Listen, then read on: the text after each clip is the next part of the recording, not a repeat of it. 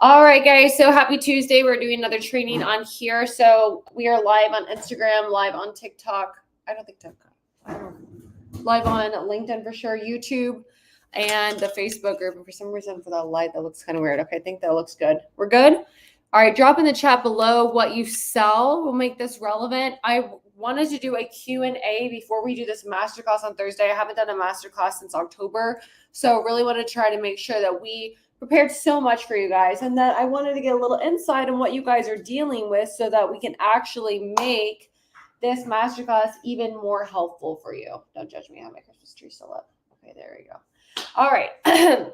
So when it comes to closing, why are we talking about falling in love with closing, and how will that actually be able to help us? Here, I'm going to put this light. Can you see it better now? There we go. Oh my gosh, that's so much better.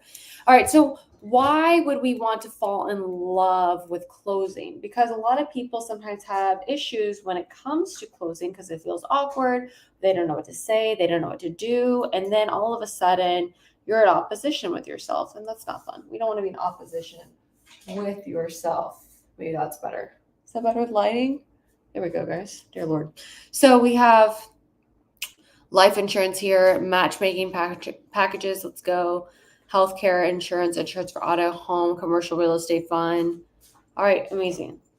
So, oh, there's a lot more messages here. Okay, realtor, life insurance, coaching. My God, so many more things here. All right, perfect. Oh, it's V, Silicione. What's up, Veronica? Hi, Boo.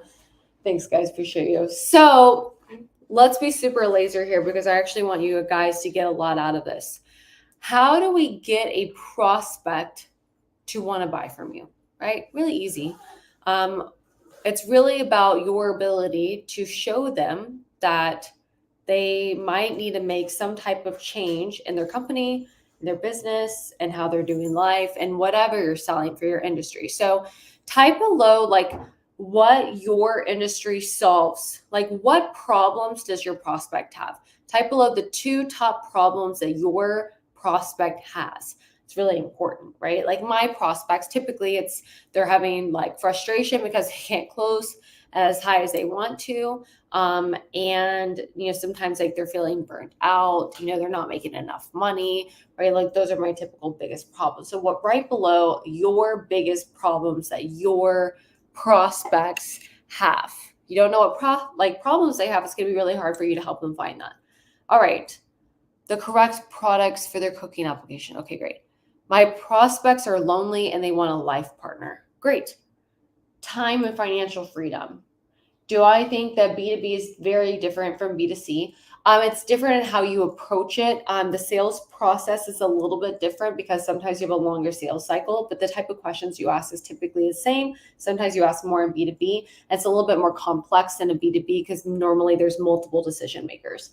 All right, somebody says lack of time and skill. Okay, feeling stuck in life. Okay, great, right? So if we know our prospects have problems, if we tell our prospects what their problems are they inclined to want to change those problems? Well, let's think about this. Let's say that we have a friend that is in a really toxic relationship. And we go and tell them, your guy is trash. Do you feel like they want to change and get out of that relationship because we told them that their guy is trash? Probably not. Probably not. In fact, telling somebody what is wrong is some of the least persuasive way to sell. It's the least persuasive way to get somebody to do something, right? And when you have kids, when you have your kids, when they have a problem and you tell them about their problem, do they like fixing it? Do they like hearing it? Probably not, right? And that's really, really frustrating because we're trying to help them, but us telling them what's wrong is not how they get fixed, right? Let's say that you're in an intimate relationship and your guy or your girl is pissing you off and they're doing something stupid and you go tell them, you're like, every time you do this, it really frustrates me. Like, do you think that automatically they're like, you know what? I'm just going to change my whole way of being for this person. I'm never going to do this again. Probably not, right? Because telling them something is very surface level, right? Telling is not selling. Very good. Yes, Renee. Telling is not selling. So how do we get somebody to want to change?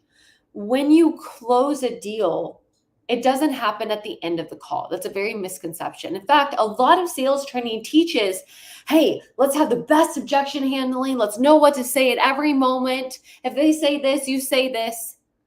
And all of it is complete BS because most objections were created by the sales rep.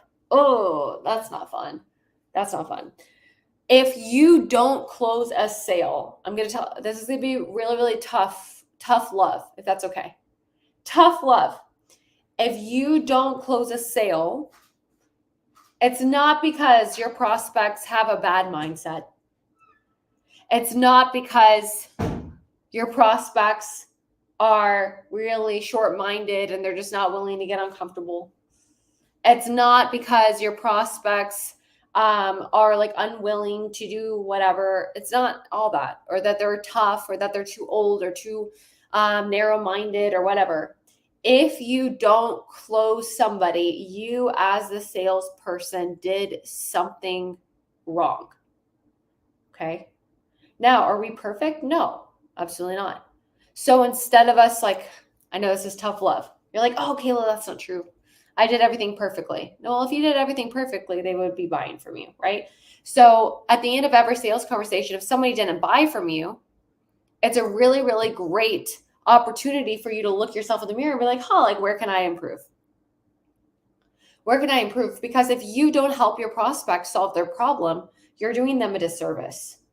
If you know that your product or your service can help solve this person's need and they don't buy from you, do they get their problem solved? No, they don't. They still have the same problems. And that's really, really hard because they have problems and your product or service can help solve those problems. But for some reason, they're still not buying from you. And it's because you maybe have made them have resistance towards you or what you're saying. So how do we fall in love with closing? Well, there's two aspects of this. Number one, to find a way to have sales conversations that feel good to you as a sales rep. If I'm constantly feeling like, oh, I have to hit the numbers today, I have to hit the numbers today, I have to hit the numbers today. Oh, 7 yeses lead to a no or whatever. And I keep going. Eventually, I'm going to get really frustrated because just because I'm taking lots of action doesn't help people buy. Again, all those people that said no to you, it's because you did something wrong. So it's not like, oh, I'm just going to keep doing the things that don't work. And hopefully one day somebody's going to say yes. Like, I don't want to do that. Like, do you want to do that? That doesn't make any sense. Why would you want to work so hard and keep getting so many people to say no to you when you know that you can help solve their problems? That doesn't make any sense. So instead, right, how do we learn a higher skill level to be so persuasive, right, by helping this person realize that they have to make a change? Now, again, if we tell them you need to make a change, they're not going to change, right? Just like if we tell somebody that is in a toxic relationship, you're in a toxic relationship. They're not going to just like, oh, I'm going to get out of it tomorrow. Just like somebody that, if you've ever had a problem like eating bad food, it's not like, hey, you are eating bad food. And the next day you're like, you know what? I'm never going to eat a cheeseburger again. Like, probably not. Right? Thanks, Natasha. I appreciate you. So it's really important that we realize what we can do, what we can take responsibility for. So how do you fall in love with closing? We take responsibility for ourselves to learn the skill that's necessary in order to help people realize that they need to make changes. How do you learn the skill? Training is not something you learn one time. It's something that you do every day. It's just like if I want to be healthy, I don't go to the gym one time. I go all the time. And so it's really silly for us to think that we're going to be really great in sales if we don't train every day, if we don't try to learn every day, if we don't try to improve every day. How are you going to get better if you're the same skill set? If you are closing, let's say, for example, let's say you have 20 book calls on your calendar this week and you've only closed 2 people and you're not increasingly working on your skill set, how do you think that you're going to close 5 people next week? That's not just the luck of the draw. Like, hopefully next week, 5 people are going to say yes to me. Like, no, why would you put your life and your finances in like the luck of the draw? Why would you do that? It's so silly. Why not instead make the decision that you're going to take responsibility that you, for some reason, whatever you said or did, didn't ask this person to buy from you. And now you're going to take responsibility to learn the skills so that they want to buy from you. Yes? So how will I get somebody to want to buy? Any tips for home sales for people that are unaware of what they are about to see demonstrated? Yeah, you just have to help find them a pain point and find a problem that they didn't know they have, right? So let's go into this really fast. Again, this is just tips for the masterclass that's going to be on Thursday. If you want to go to the masterclass, please DM me the word masterclass, and we will make sure that you have that link to go on to the masterclass. Yes? So, all right.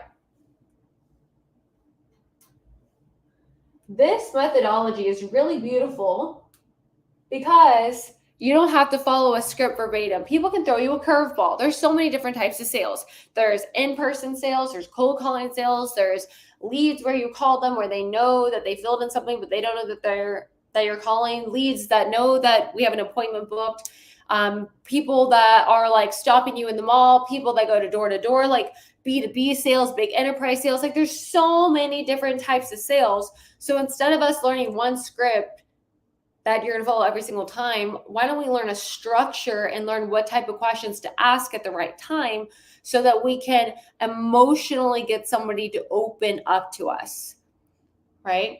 Let me see, somebody said, tell them the price directly. There's nothing to hide, only towards the end of the sales process, depending on your industry, right? Sometimes you can't just tell somebody the price directly. Okay. Now, you don't want to sweep it underneath the rug and don't acknowledge it. That would be very, very dumb. That would feel like you're hiding something. You don't want to feel like you're hiding a price. That's so silly. But there's more complex sales environments. Let's say I was selling websites to somebody. I wouldn't just automatically, and like they'd say that I'm meeting with a big B2B company and they have a really, really complex website that they want me to do for them, their company. They want to make sure that people can book calls on there, people can buy things from there, people can interact with their blog on there, people can also link other accounts on there. There's also a membership platform on there that people can log in. Like, that's a big, long process. And if somebody's like, well, how much is this going to cost? Like, I honestly don't know. There's so many different components that you're going to want. Right? But I can't just say, I don't know, or we'll talk about that later.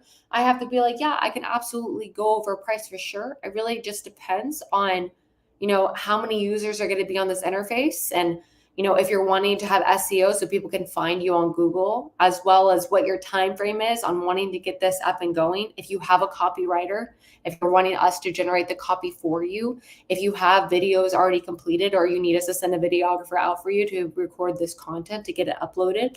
And once I kind of understand all those aspects, I can go over the different pricing for sure. Would that help you? Right. And so again, just depending on your different complex, selling environments. Let's say if I was going to go get my nails done, you better tell me the price up at the beginning. Like, there would be no reason for me to get the price at the end. That'd be so stupid, so silly. So it just depends on what you're selling. And the reason why you don't want to tell somebody the price at the beginning if it's a higher priced item is because you haven't built a large enough gap from where they are in this moment to where they want to be. For example, let's say that I went in to go get a facial and the girl that was giving me a facial was like, hey, like, you have a bump on your face. Like, I would go get that checked out. I was planning on spending $200 on this facial, but now I'm at a doctor's office paying my copay, getting this checked out. And now they're telling me that this bump looks like kind of scary. I need to go get an MRI to make sure like everything is okay. And now I'm paying for an MRI machine, and I'm paying thousands and thousands of dollars that I wasn't thinking about spending when I went in to get a facial. But the reason why I'm willing to do it is because they've asked me questions, and now I'm in fear, and I'm like, oh no, like, what if something's wrong with me? And now I'm willing to spend the money.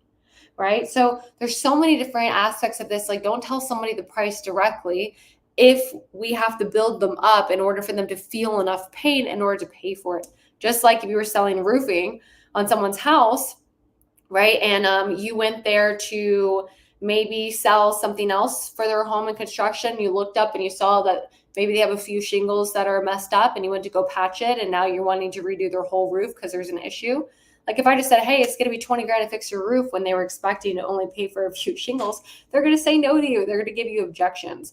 But if you start asking how old the roof is and if there's any leaking when it's raining and if there's any possible mold and if that smell, if that's normal, and they're like, oh God, we should do something about it, and they're afraid that their kids might get sick, then they're going to replace the roof. I hope that makes sense. I just went on a whole entire rant about that, but I think it's really important that we should understand.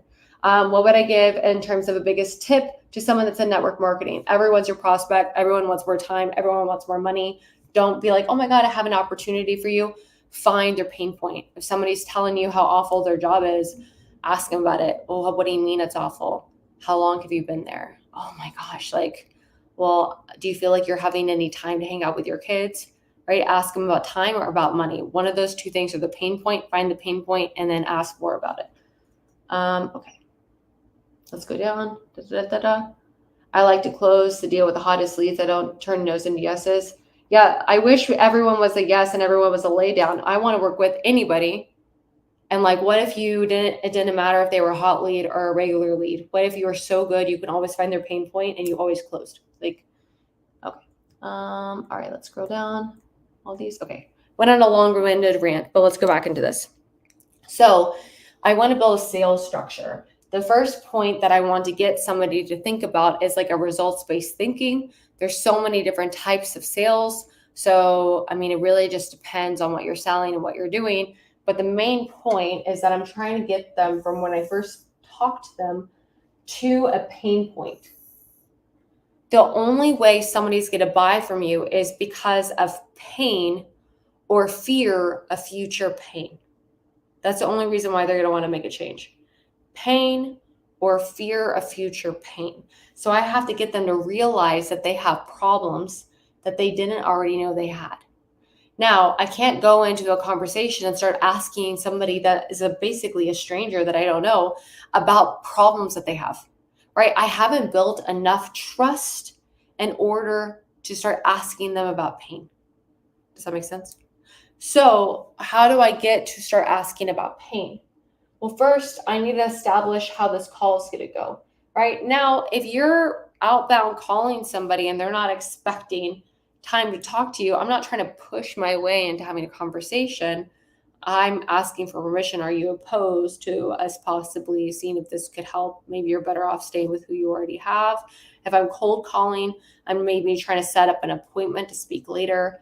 If I'm an inbound lead and somebody's calling me, yeah, totally appropriate to have a conversation, right? If I'm door to door, right, I'm knocking, seeing if the homeowner's home and asking if they're opposed to having conversation to see if you can help. Like, there's so many different aspects of how you can start the conversation. Just make sure that you're listening to the prospect and you're not pushing somebody. We don't want to push. We don't want to pressure. We just want to make sure we're communicating. We're cool, calm, and collective. And we don't want to trigger anybody. You literally have 7 to 12 seconds. That's it to not trigger somebody. You either trigger them with your tonality, with the words that you're saying, or you trigger curiosity and they're like, what's going on? Now, people hear the tone of your voice before they hear the words that you're saying. If you're walking in a parking lot and somebody's like, oh my God, stop, right?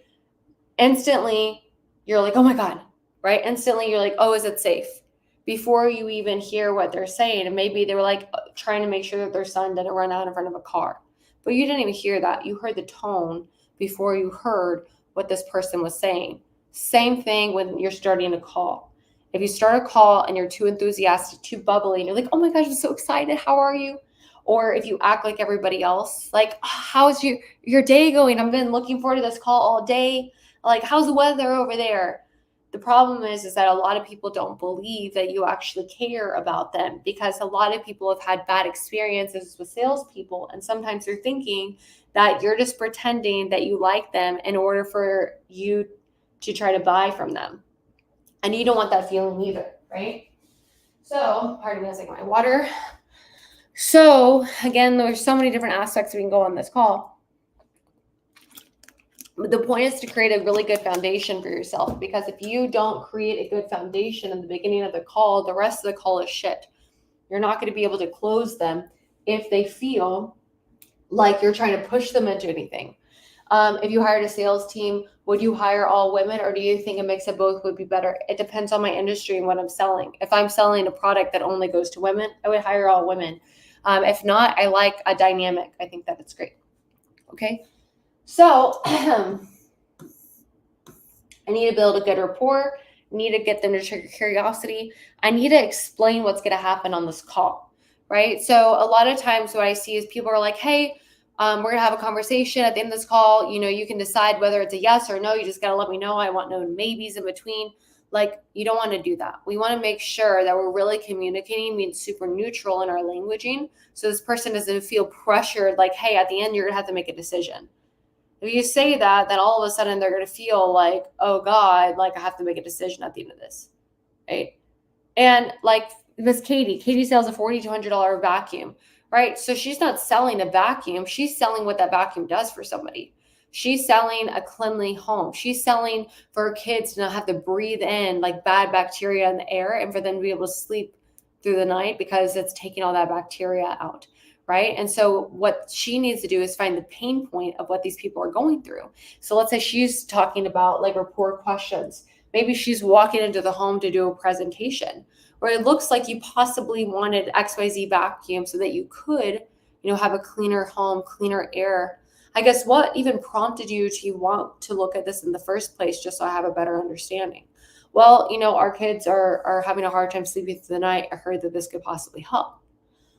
Okay, yeah, that I can see how that could be trouble for you guys.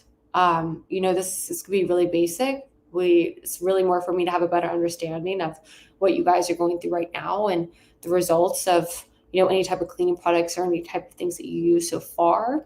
Just so I could understand what this would look like or what you're actually trying to get, so I could see what this gap would be. And then once I have a better understanding of that, towards the end of this, conversation, if this feels like this might be the answer for you, we can talk about possible next steps at that point. Like, would that help, right? And I'm just coming up with random things. I haven't sold vacuums before, but I'm just trying to give you an example. Yes, it's a vibe board. It's great. Okay, it was my Christmas present. Okay. And then I want to explain, I want to go into the next aspect of this and kind of ask about their situation. So I want to ask logical-based questions, really simple, easy to ask questions for them to start opening up to me so that we can eventually talk about pain, right? I can't jump into pain because it's too fast. So I want to start asking about, can you walk me through what you guys currently use to vacuum your floors, right? So just asking basic questions. And, in regards to your home, do you feel like it ever smells a certain way? Is it different when it's hotter or colder? It's just I'm trying to gather information, right? I'm gathering all the information that I need. And how long does it typically take for you to vacuum your floors, right? And I'm gathering all that information. And then I go into the pain. Typically, I ask 3 to 4 questions. I'm like, well, do you like whatever you're using right now? How come? If I find out that they have kids and I find out they're not sleeping, I'm like, well, with them not sleeping, how does that affect you with, their asthma being affected during the night, right? Just trying to find pain points. Let's say I'm talking to somebody else in a different type of industry. Let me find a different industry. So let's say I'm talking to somebody who is in marketing services, lead generation, and I'm asking about the leads that they're getting right now, and I'm trying to sell them a service to buy new leads. Maybe start asking them about the lead quality that they're getting. And with the money that they're spending on these leads and they're not getting new clients, how it's affecting the company. How is it affecting the sales reps? The sales reps are leaving. Well, how long has that happened? How many sales reps have you lost? All right, let's say I'm talking to somebody and they're trying to sell their home, right? And they haven't been, or maybe they're trying to sell their home. They're trying to get something bigger. Maybe I want to find the pain point of them not having that at home. Maybe the pain point is that they feel like their kids are getting older and they want them to go to a safer neighborhood, right? And they want them to be in a better school. So I'm asking well, the school that they're in right now, do you like the school that they're in right now? They're well, no, I don't. Well, how come? Well, the grades are really low and this is happening. Oh, and how do you feel like that's affecting your kids? And with you knowing that, right, how is that affecting you personally? Right?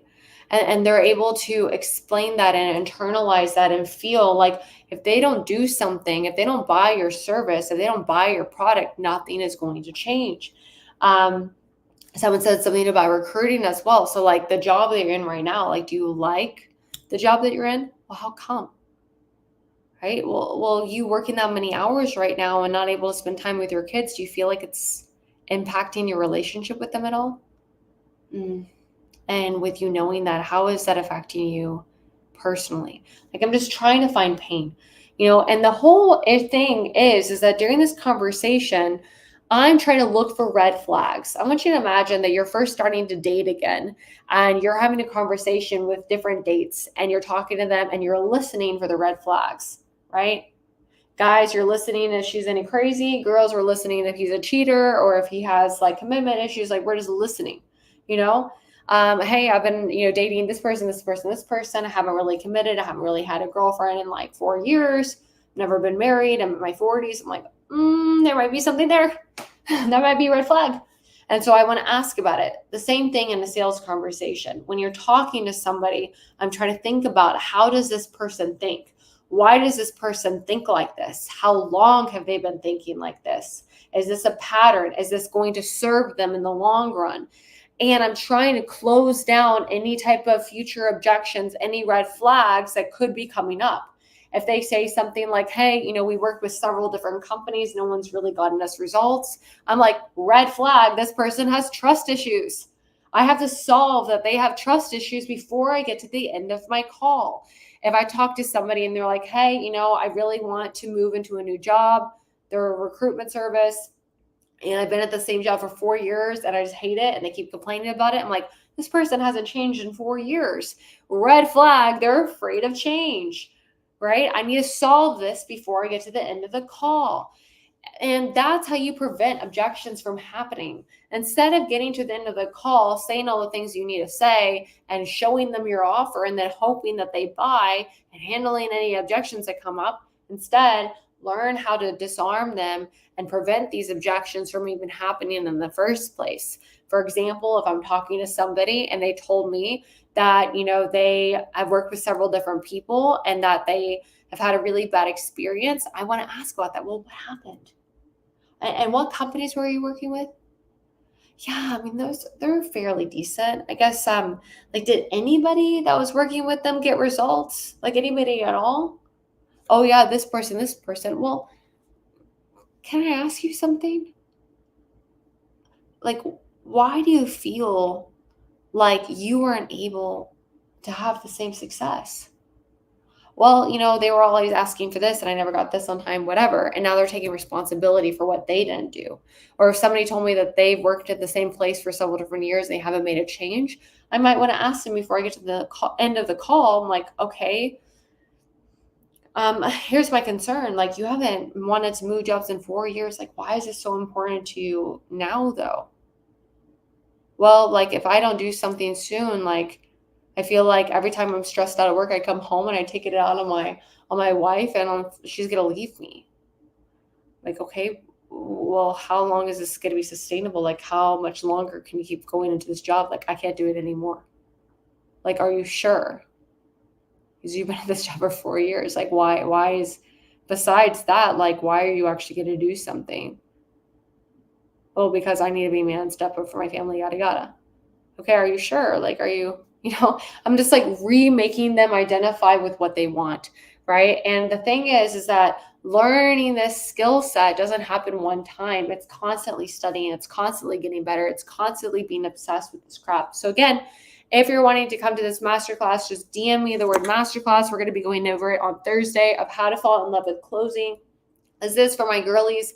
We're going to be going over the methodology, go over like some industry specific examples, as well as going into the mindset that you're going to need when learning how to do this, when learning how to adapt, when learning how to deal with life and work and everything at the same time, and how to prevent all these objections from happening in the first place. Natasha, you're on YouTube. Go and DM me on Instagram. It's the same thing, Kayla Living Boldly. And we'll send that over to you directly. My girls are on Instagram and Facebook, so they'll be able to help you a little bit more than YouTube. How many years have I been in sales? 6 years, 7. I grew up on a car lot too, so I guess that helps. But anyone else, if y'all have any other questions, y'all can ask here. Appreciate you guys. I hope that y'all have a great day. Like, you have every single thing inside of you to learn. You just have to have a willingness to work the muscle, willingness to keep going, to keep trying, to keep learning, keep adapting. So again, DM me, text me, DM me Masterclass. I don't know if it works in here in comments, but DM me Masterclass, and we will make sure to get you over that link and support you. But I will see you guys on Thursday. It's going to be absolutely epic. Be ready to take tons of notes. And I love you guys. Happy Tuesday. See you soon. Bye, guys.